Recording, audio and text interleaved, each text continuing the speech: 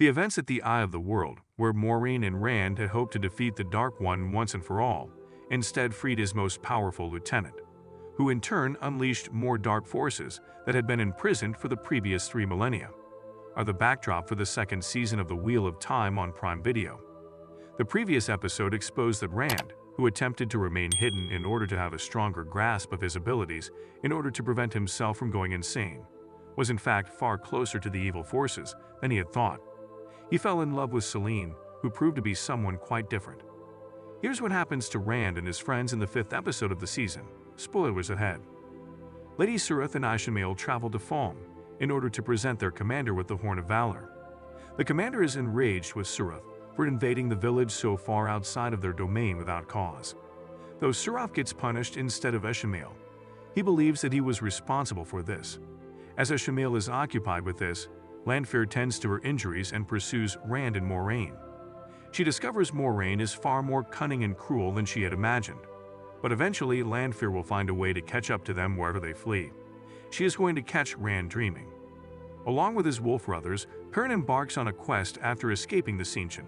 However, he breaks off his relationship with them upon realizing they are not traveling to Falme, the location of his companion's captivity.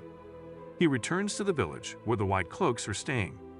In addition, he discovers a woman confined in a cage. Egwene is her name.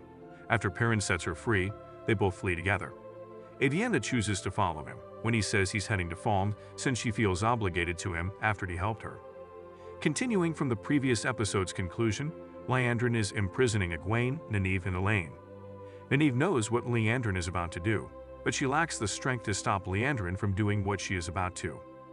When Perrin gets to Tor Valor, she finds that the 3 bright newcomers have vanished.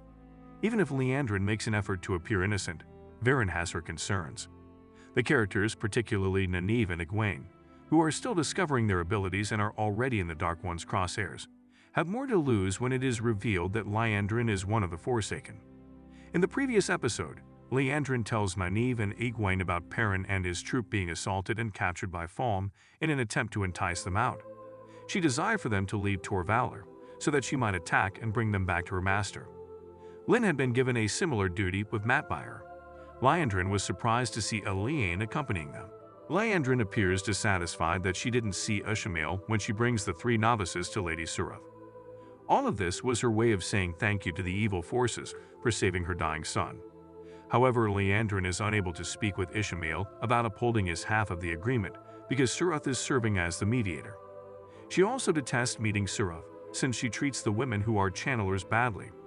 She loosens the bonds of Nynaeve, Egwene, and Elaine in an attempt to challenge Suroth and give the newcomers a chance. The girls attempt to flee and fight back, but Suroth's channelers are far more potent. Since Nynaeve is unable to use her magic, Elaine and Egwene defend themselves. Egwene is left behind when Nynaeve and Elaine make their getaway. After being held captive, she is returned to Suroth, who subsequently proposes Egwene to her captain. As soon as Egwene gets collared like every other channeler, things go worse for her. That's not it though. Because she is in prison, Ishamael has her at his disposal and can use her to force Rand to give up. Elaine and Nynaeve, meantime, flee and attempt to hide in Falme. Since an Astade found them, they must assist in freeing their comrade. Therefore, they will require assistance. They will finally rejoin with Perrin in Falme, as he is traveling there accompanied by another formidable fighter. Even though Egwene's situation may appear hopeless at the moment, her companions will rescue her. Rand and Moiraine come up with a strategy to take on Lanfear while his friends are preoccupied with attempting to survive against the new foes. The Aes Sedai fears that taking refuge in Moiraine's sister's home might not be the best course of action. She is aware that Rand will be targeted by Lanfear, putting the community as a whole, including Moiraine's sister, in danger. Without getting into specifics, her sister tells her to heed her own counsel when she expresses her concern to her. She needs to give it some thought as to whether Rand actually needs her assistance. Moiraine realizes then that she had been approaching it incorrectly. Moiraine had assumed that Lanfear would want to murder Rand, but she would have acted long ago if that had been her true desire. Rather, she remained at Rand's side and made an effort to win his trust. It follows that she won't hurt Rand. Additionally, Moiraine recalls the tales of Lanfear in which the dragon and she were rumored to be in love until he married them off to someone else. After speaking with Rand, Moiraine understands that because he is the reincarnation of the man she once loved, Lanfear wants Rand to love her. Moiraine chooses to contact Rand in order to learn more about the evil side's scheme, rather than attempting to escape her. Due to Lanfear's extraordinary abilities in the dream realm, she and Rand had made an effort to avoid going to bed.